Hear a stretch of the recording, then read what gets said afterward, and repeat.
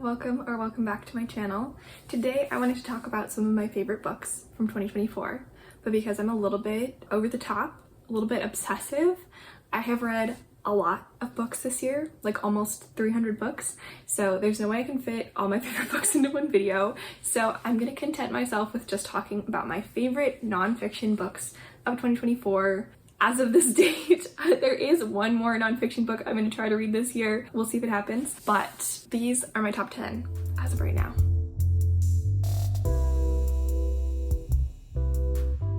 I'm going to go approximately in order from least favorite to most favorite, but they're all really good books. They're all basically, I think they're all 5-star books. My 10th favorite book is The Secret Game by Scott Ellsworth. This is the story of a secret basketball game that took place between a African-American team and a white team in Durham, North Carolina in 1944. It is a really interesting story based on this kind of confluence of factors that made it happen, all about where basketball was, where the techniques were, about World War II and how that impacted basketball and basketball teams and how young men were playing it.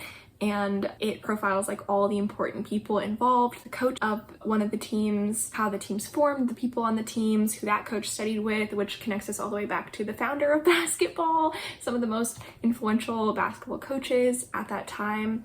It's such a fascinating story, so much history, so like richly written, but not at all. It didn't really feel that dense or unapproachable.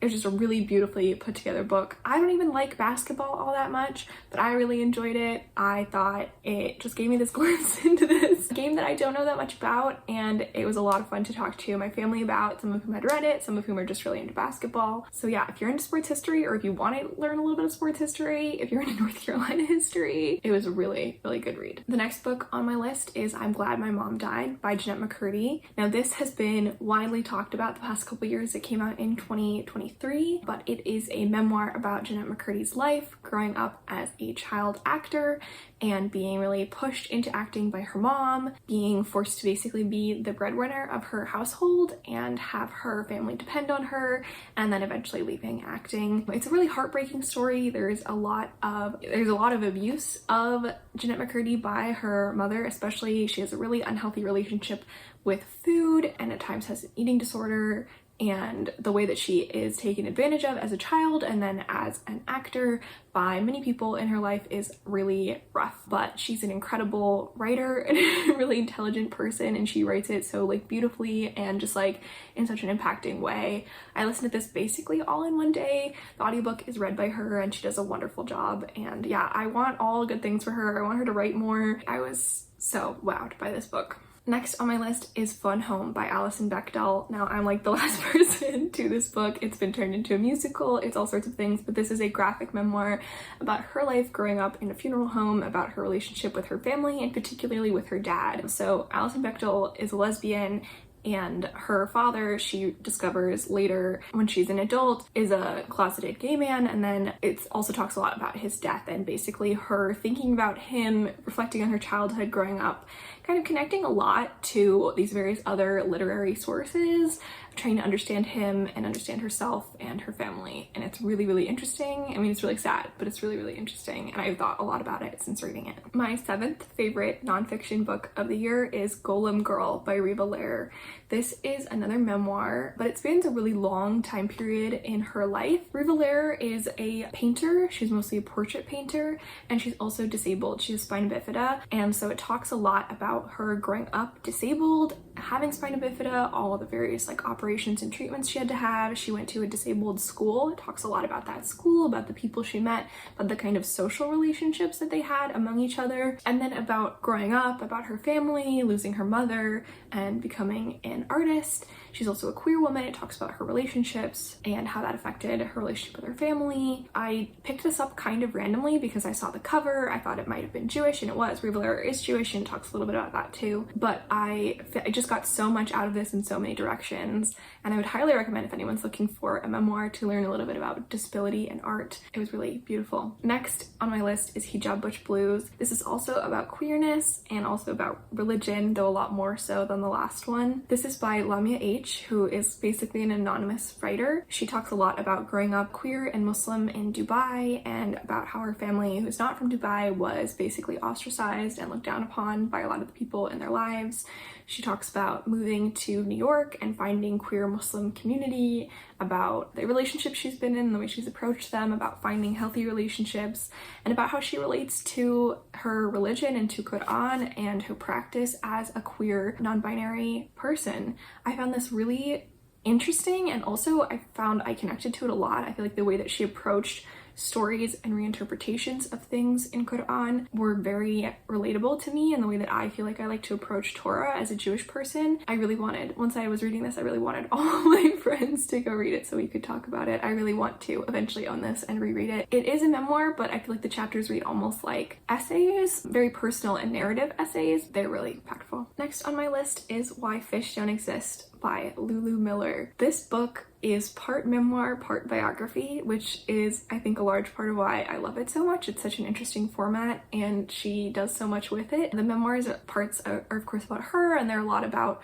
her kind of existential dread and fear, and at times suicidality, which I felt I could relate to that sense of existential dread in a lot of ways. And the memoir part is about David Starr Jordan, who was the first president of Stanford. He was a scientist who studied fish, and she talks about these stories she heard about him persisting in the face of basically entropy, of everything falling apart, of all of his, specimens smashing, and just wanting to understand what kept him going, and kind of revealing this very complicated, in often ways very bad person, and all the weird things in his life. And I really want to reread it. I can't really articulate the conclusion, not that I would want to, but it just felt so important to me at the time. It was so comforting and inspiring, and again, the audiobook was read by the author, which was really lovely. This was so important.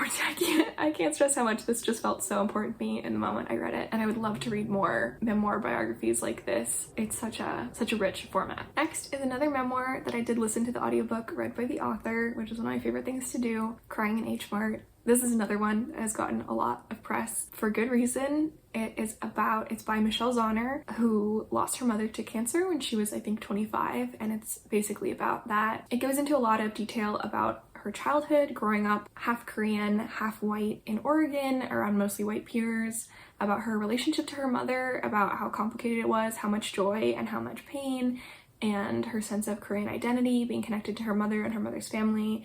It talks a lot about her mother's illness, her mother's cancer, and her mother's death, and then after that, thinking back to her. I found this really comforting because I've been going through a lot this year. I've had multiple family members die in the past year, and it just felt like so comforting to hear that somebody else has been through this, and to kind of get an idea of what this death process might be like. I felt like in many ways I couldn't relate to her experiences, but I loved hearing about them, and just, I don't know, it felt so comforting just to hear another person's story and just know that we're all going through so much stuff. I don't know that I can really put into words, but again, at the moment that I read this, it just felt like one of the most important things, and I have recommended it to lots of people in my family since reading it. Now we're on to a happier one. This is the only one I own. I believe that's true. Yeah. Though hopefully one day I'll own more of these. But this is Longitude by Deva Sobel. This I read recently, so if you've seen my recent videos, I've already talked about this.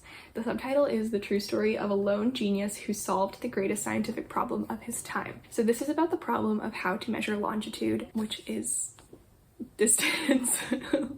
Like around, if you're traveling east to west, how far east or west are you? It's a very difficult problem. She sets up really well just how big of a problem this was at the time. For like several hundred years, it was basically thought to be impossible to calculate, and all the different ways people tried to, all the horrible things that happened when they failed or miscalculated longitude. And then about this guy, John Harrison, and basically how he invented these super accurate timepieces, originally big clocks and then eventually a watch, that were able to precisely calculate longitude. And then also about the people who were competing with him for this cash prize, basically, to calculate longitude based off of moon transits. So it has a lot about clockmaking, but also a lot about astronomy, which is a personal favorite subject of mine. David Sobel does a really great job of interweaving history and science in a very easily digestible way. Like you feel like you're watching a TV show almost. Like this to me felt like an episode of the show Cosmos, and it's one of my favorite kinds of history, is like science, engaging science history. I really want to read more by Davis Sobel. She actually just had a new book out this year. This is my second book of hers, and I really, really loved it. And this is like what kind of got her career started in the 90s. So that's really cool. My second favorite nonfiction book of the year is How the Word is Passed by Clint Smith. Clint Smith is a poet, and this is not a book of poetry. It's a book of essays, basically, about different locations where the history of slavery is told in the US. But his writing is very poetic. It's very beautiful and engaging. He does an incredible job at weaving together his personal experiences visiting these locations and research about these locations, about their history, about the history of them as kind of public monuments,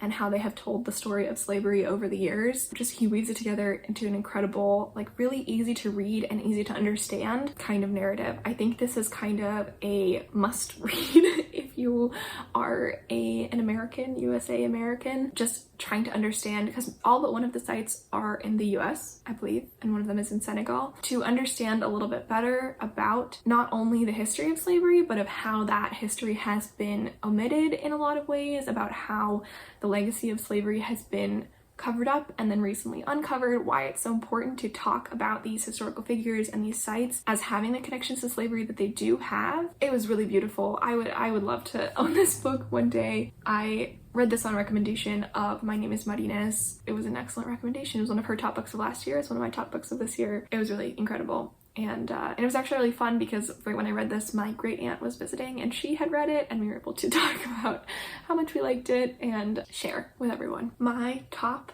nonfiction book of 2024 is Invisible Women by Caroline Criado Perez. This book is so jam-packed full of information. I was on Sprints the other day and somebody brought it up with Danny Dabbles, and she was like, this is a book that will make you angry. And yes, it is. Yes, it is, absolutely. This is a book it's about data bias, about how the data that we have, primarily about basically everything to do with humans, is extremely biased in favor of collecting data about men. And therefore, the things that we do with that data are extremely biased towards men. So this is basically everywhere. In terms of crash test dummies are designed to be based around the average male body, and even sometimes when there have been female crash test dummies, they're just like a male crash test dummy scaled down, which is not how biologically men and women tend to work. About how in studying medication, basically every medication has been studied exclusively in men or in male cells. About how in urban planning, the ideal routes, for example, like snow plowing, are generally planned around the patterns of men going places and where they need snow to be plowed and not women. And obviously this is a really complicated topic. I think the author handles it with such care and talks about not just one kind of woman, not just one race or ethnicity or nationality of woman, and not just cis women, but also trans women, though not extensively, but definitely is clear to distinguish between like women and female biology, female cells. It's an infuriating book, but it also just has so much data in it. This was published in 2019. I'm really curious if things have changed since then. I will say I feel like more of the people around me know about this data gap and this data bias. I hear people bring it up a lot more than I ever heard. I feel like most people know that, especially in the medical field, diseases and medications are really understudied in women. But yeah, this it's a really infuriating book. I had to read it like kind of slowly over the course of January and February this year, but it has stuck with me. I learned so much. I really want to own a copy so that I can reference it more. I would love to read more by this author, though I think she has written some other stuff and they didn't super appeal to me. But as just a source to learn about, it's like kind of gets to this whole idea of like, is science or systems biased or unbiased, and how does that bias get into them?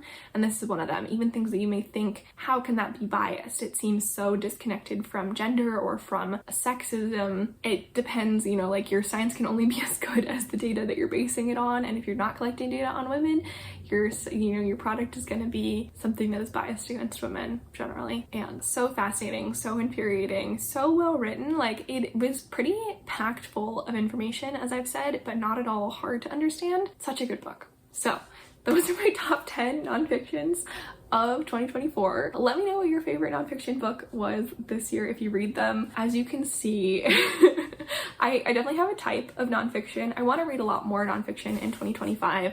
I really love memoirs, particularly audiobook memoirs read by the author. I really love books that blend science and history, or just tell a historical story in a really engaging way. And I really love some data-driven books about, you know, like social justice issues, sexism, racism. Thanks for watching, and hopefully I will see you in the next one. Bye!